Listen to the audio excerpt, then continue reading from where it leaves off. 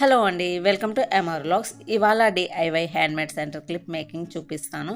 దీనికోసం నేను B7000 glue తీసుకున్నాను. ఐ స్క్వేర్ రౌండ్ షేప్ కుందన్స్ని యూస్ చేశాను. కుందన్స్ని పిక్ చేయడం కోసమని గ్లూ పెన్ని కూడా తీసుకున్నాను.